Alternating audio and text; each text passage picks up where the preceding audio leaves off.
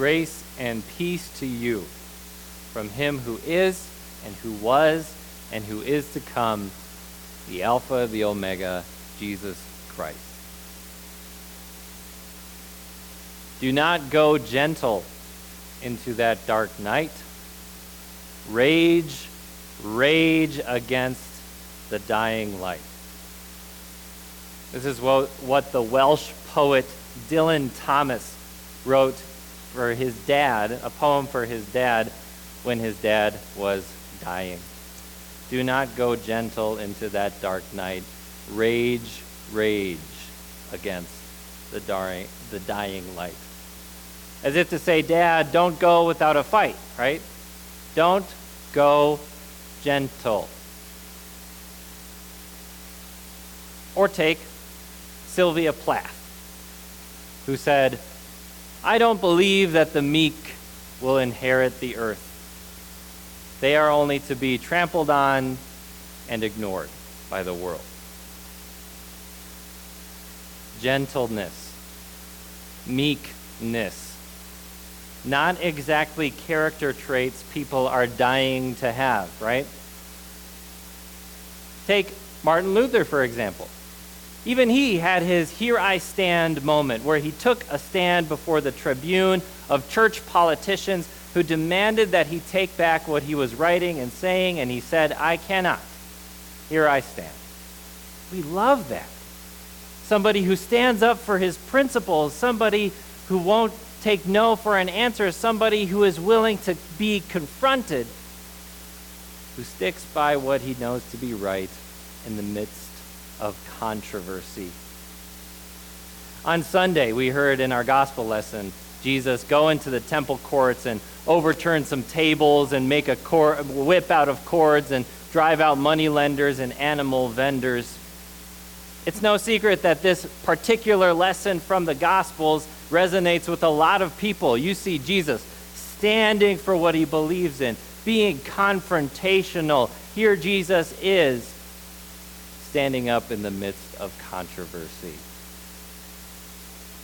We learn from early on that the loudest voice in the room gets heard, that the people who stand their ground win. Is that what life is about? Winning? But then you get to these stories in the Gospels where Jesus isn't overthrowing tables. He's not cracking the whip. And so if you think that that's all that Jesus came to do, you might get a little confused, because we read in the book of Matthew that Jesus heals a man on the Sabbath day when no one was supposed to do any work. But Jesus does the work of saving this man's life. And some people get very, very upset. And we're told that they start to plot to kill Jesus because he healed on the Sabbath. And how does Jesus respond? He doesn't flip any tables. He doesn't crack a whip. He doesn't raise his voice and start shouting. He doesn't take to the streets and start drumming up support so that he can go to his opponents and put them in their place. No, Jesus retreats. He draws away in quietness. He doesn't raise his voice at all. Might we find that disappointing? Do we look for more the Jesus that's flipping tables and cracking whips than the Jesus who is drawing away in silence when he is opposed? Every day, we are bombarded by the messages that you should stand up for yourself.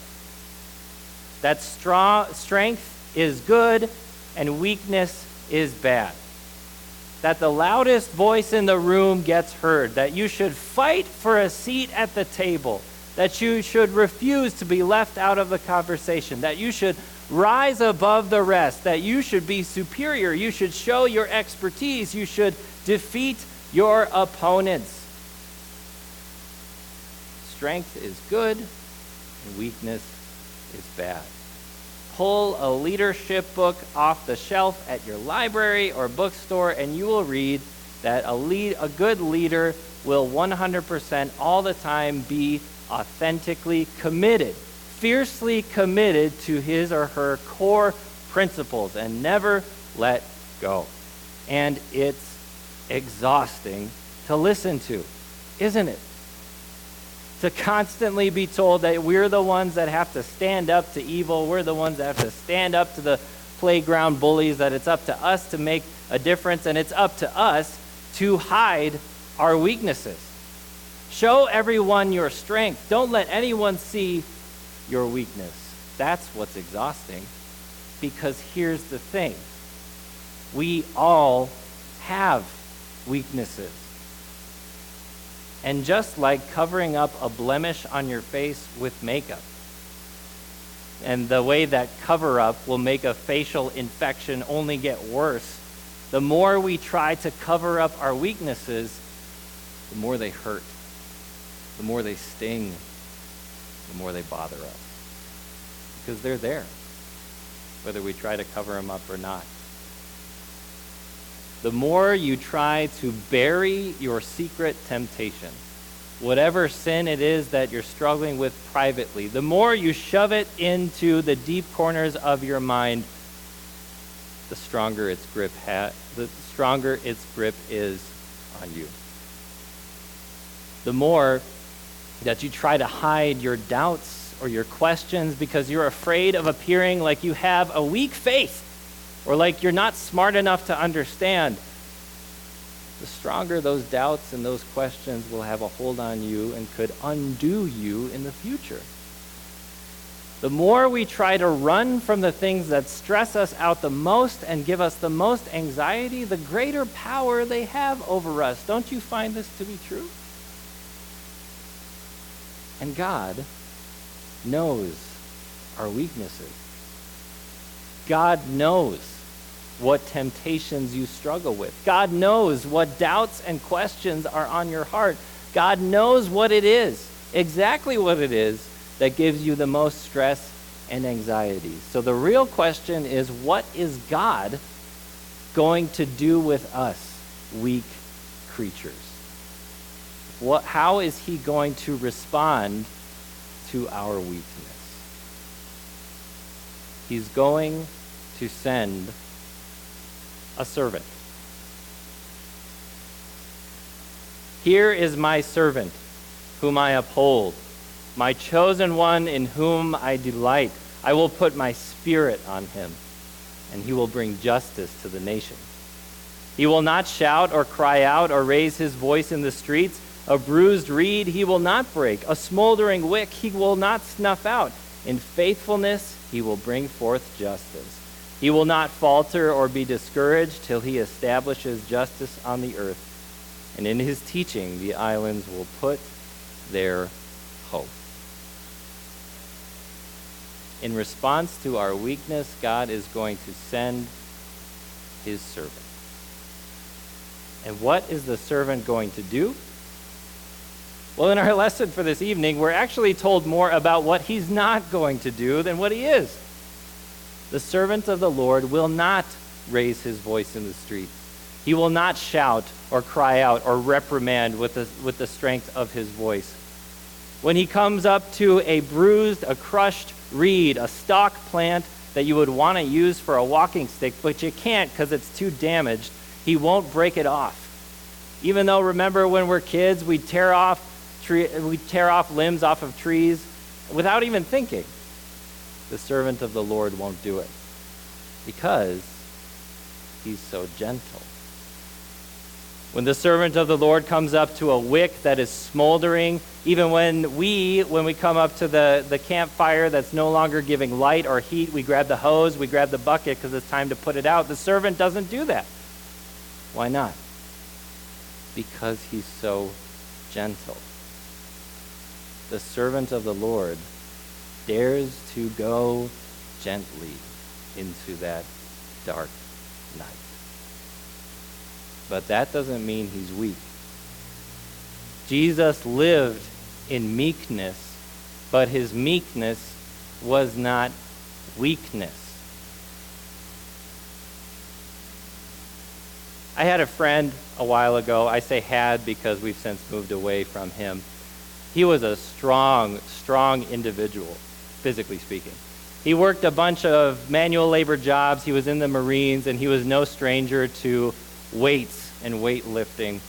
One day he says to me, "Mike, let's have an arm wrestle." And I knew just about how this was going to go, but I still sat down and I stuck my arm out. He grabs my hand, and it practically gets swallowed up in his giant paw of a hand. And I say, "Oh, great." And he says, "All right, go." And I start struggling. I'm sweating. There's veins popping in my head. And his hand, guess what? It's not going anywhere. And he says, "All right, Mike, let's go."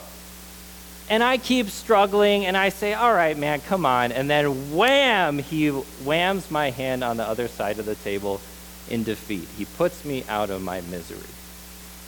He is clearly much stronger than I am. Now, did he have to do that? No, but he was making a joke, and it is funny. If we sat down and he defeated me right away, sure, that would show his strength, but the way that he withheld his true strength made him seem all the stronger. Why does Jesus withhold his strength? Is it to make sport out of us?